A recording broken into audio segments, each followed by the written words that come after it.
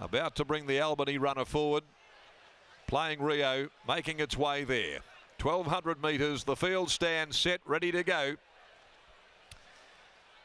The light blinks. 7 Candles jumps favourite.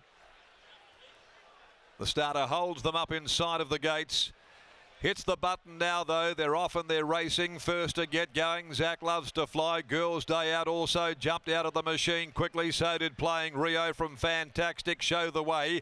Lash Out beaten for early speed. Getting back on the inside on the full. 7 Candles. A little worse than midfield. Getting going and 3 deep as well as Roundabout Glory kicks up to hold him wider. A length and a half Hostile Talk. Corn Cob behind those and 4 lengths to Mini Winnie. They work down the side of the course. The leader, Girls Day Out by 3/4. The Great Southerners up running second at the 600, Playing Rio. They're 2 in front of Zach Loves to Fly. Over on the outside, Fantaxtic. It's in 4th spot with Lash Out about to come around their heels. Show the way, angles away from the fence. Followed further back behind them, Roundabout Glory. 7 Candles under enormous pressure back in the field. Then Hostile Talk at the 250. Girls Day Out just in front, Playing Rio. Fantaxtic joins them. Zach Loves to Fly getting a rails run. Lash Out, show the way across the track. Fantaxtic, Girls Day Out. Girls Day Out, Fantaxtic. They're going to go to the line. Oh, it might have been Fantaxtic. A nose. Maybe it's Fantaxtic. A breath from Girls Day Out, but it's a photo result and a close one. Show the way. Right there on their heels. Back on the inside, Zach Loves to Fly. Corn Cob and also toward the outside, Lash Out. In behind them, Roundabout Glory. Followed further back behind those to 7 Candles, who didn't fire a shot. And back there as well with it is Hostile Talk, pulling up very quickly. It's amongst the last of them in. Mini Winnie and also right back there on the full have finished tailed off behind them as we wait for the result. Number 7's got it.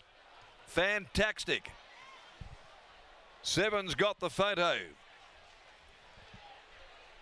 Holly Watson on this very tricky named galloper. Fantaxtic beats 5, Girls Day Out. And number 10 finishing 3rd, Show the Way. 4th is number 12, Zach Loves to Fly. 7, 5, 10 and 12, but 2 favourites down and 2 finishing well out of it in the first 2 races on the card. A bit of a punter's blowout in the early part of the program, but it's Fantaxtic. The session's gelding for Paul Hunter, who had 2 in the race. And Fantaxtic with Holly Watson aboard off runner-up placings at Mount Barker and Albany in recent starts. Wins today by a short half head. 2nd, Girls Day Out, number 5, Brad Parnham. 3rd, number 10, Show the Way, Stephen Parnham. Zach Loves to Fly, Sean O'Donnell is 4th home. Short half head, half a length in 1:10.37, and they ran the last 600 of that race in 34.58. The Red Ink Run handicap next at 1:43, 13.14 the scratchings. We'll go to Tessa Daly down in the yard now. Paul Hunter had a couple of runners in the race, and he's down there here with this one, which also went around like Playing Rio at stablemate at pretty good each way odds. Fantastic result here for travelling trainer Paul Hunter today on Bunbury Cup Day. Just having a quick word with Holly, then I'll grab him over for a catch-up and a post-race chat here, Scott. But fantastic result, Fantaxtic. Photo finish, gets the nod. Paul, can we get a quick chat? We'll get you quickly while Holly weighs in. Come over this way. Congratulations, Fantaxtic, able to get the job done. Firstly, did you think you had it in the photo? I wasn't sure. I don't know the angles here at Bunbury, but he was getting home good, and the other was, he sort of got home as well, didn't it? So, yeah, it wasn't much in it, I don't think.